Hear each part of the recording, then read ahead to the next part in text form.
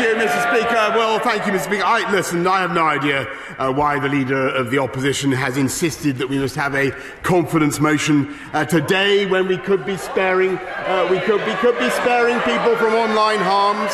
That's what he wanted. We could be fixing the defects in the Northern Ireland Protocol, ending pointless barriers to trade in our country. But since he wants one... Order. Might be just helpful. It's actually the government that's put it down for today. He wants one, Mr. Speaker, and since they want one, well, it's his constitutional prerogative. We will comply, and we will win, Mr. Speaker. But I'll tell him why I believe this is one of the most dynamic governments of modern times. Not just overcoming adversity on a scale we haven't seen for centuries, but delivering throughout adversity. And if he wants evidence of the temper and mettle of this government, I would remind him of how we began when Parliament was deadlocked and he was shadow Brexit Secretary, Mr. Speaker, and Labour were the first opposition in history to be absolutely petrified of calling a general election. And when they finally capitulated and agreed to submit to the verdict of the people, we sent the great blue Tory ferret so far up their left trouser leg they couldn't move. We won the biggest Conservative victory since 1987, the biggest share of the vote since 1979. We won seats they never dreamed of losing, and we, from Wrexham to Workington, from Bishop Auckland to Barrow, we turned red car, blue car, Mr. Speaker. We saw 54 seats go straight from Labour to Tory, and we won by 80 seats, Mr. Speaker. And then we worked flat out to repay that trust. With iron determination, we saw off Brenda Hale, and we got Brexit done. And though the rejoiners and the revengers were left plotting and planning and biding their time, and I will have more to say about the events of the last few weeks and months in due course, we delivered on every single one of our promises. No, Mr. Speaker, let me make some progress. We took back control of our money. We took back control of our borders. And we installed a points-based system for immigration. We took back control of our laws. We on this side of the House took back the sovereign right of the British people to determine their own laws and their own future in Parliament. And for that, I say to colleagues on this side of the House, your place in history is secure. And I say to the Honourable Gentleman, it will never be forgotten that 48 times he tried to overturn the will of the people. 48 times he tried to strike down the biggest expression of popular will, it will be remembered, in the history of this country. And be in no doubt, if he were ever to come to power, Mr. Speaker, with his hopeless coalition of Liberal Democrats and Scottish nationalists, he would try to do so again at the drop of a hat. And it was only a month or so later that the government was forced to show its resolve again, when we began to lose lives, thousands of lives, in the worst pandemic for a century.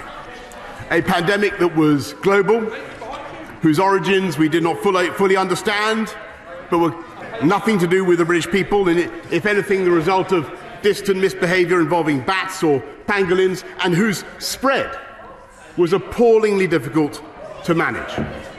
And this government never gave up through wave after wave, and thanks to the courage and the indomitable resilience of the British people, we protected our NHS, we saved thousands of lives, and we were finally rescued by the genius of British scientists and by a vaccine that was licensed faster than any vaccine in the world, and a rollout that was faster than any comparable country, and faster, of course, than we would have achieved if we'd listened to the Leader of the Opposition, Mr. Speaker.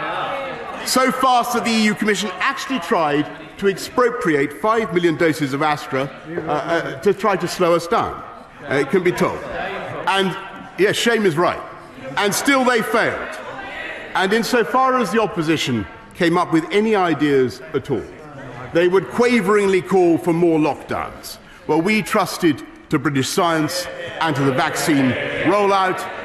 They vacillated, we vaccinated, and we vaccinated so fast We came out of lockdown quicker than any other European country. And when I look at that achievement, Mr. Speaker, I tell you, I have confidence in this government and in what it can do. And as a direct result of the actions of the government, we had the fastest growth in the G7 last year, and that is why we are able now to help people across the country with the latest challenge. The global inflation in energy prices, triggered partly by post-COVID blockages, but made far worse by Putin's vile war in Ukraine. And it's because we have sensibly managed the economy that we have the fiscal firepower to give the most vulnerable households, 8 million of them, £1,200, £400 to help every household with the cost of energy.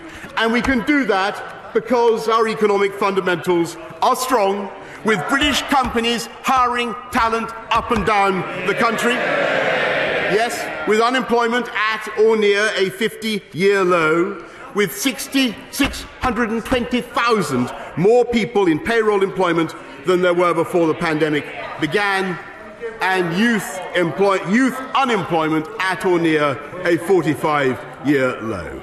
And with people coming off benefits and getting into work, 500,000 of them just in the 6 months to June. And that is the fundamental difference between this government and the opposition. We believe that the best answer to poverty is not benefits, that's what they think. We think the best answer is the security and happiness and dignity that goes with a job. And I am proud